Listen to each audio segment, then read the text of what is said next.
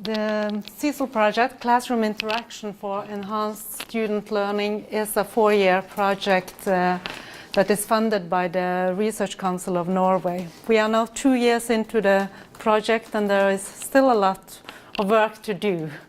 I will present the background and the research design. That's what fits into 10 minutes. We have a rather large group of people involved in this project, almost 20 researchers, including international colleagues that you know very well, I suppose, some of them at least. And the background for the project is what is commonly described as the knowledge-practice gap in many fields. We are looking into what's happening in classrooms, especially looking at classroom management or an important aspect of classroom management, classroom interaction, the interaction between teachers and students. And this picture illustrates that even when you are highly skilled, even when you try your best and work hard, it might be difficult to sort of have full success in performing. So is that an earthquake or just really bad architecture? Or is that Photoshop?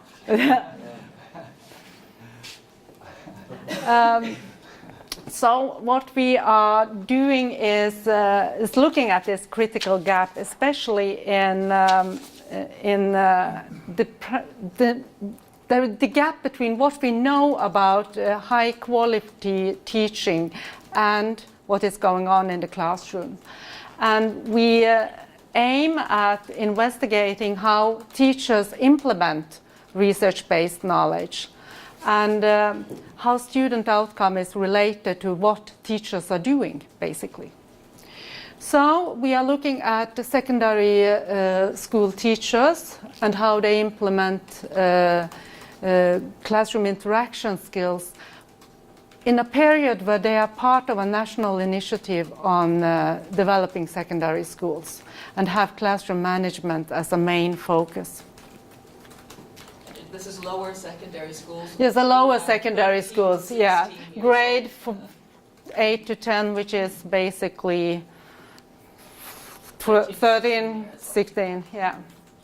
And the research questions, I'm not going to read them, but it's one of the things we are looking at, are teachers improving in their skills in such an intervention? And also, is there a link between what teachers learn and what students learn? And the third aspect we are looking into is what is the role of the organization in teachers' development of classroom interaction? How will the school organization promote or hinder development of the individual teacher and the teachers collectively? And we use the term classroom interaction basically because classroom management is broad or narrow depending on your perspective. And we draw on the theoretical perspectives of Robert Pianta and his colleagues and look at classroom interaction as a three-dimensional concept of emotional support, classroom organization, and instructional support. Our research design, we have a mixed methods design. And we follow 15 schools that are part of this national initiative. And they have students at secondary level or grade 1 to 10.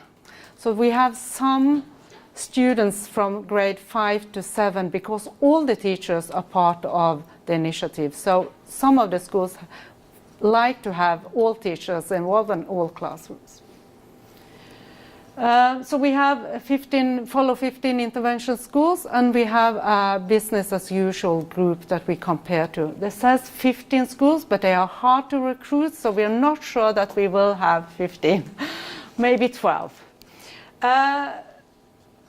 we have quantitative data. That's a survey to all students and all teachers in all the 30 schools. And in addition, we have what we call a case study group of 120 teachers and a classroom they are teaching, or a class they are teaching. In addition to the survey, we observe the teacher and the class 4 times during one academic year. And we also interview a subsample of these teachers, and all of them are, we have digital logs collected 3 times during this period, and also we have had master students interviewing students, and that's one of the most interesting data source.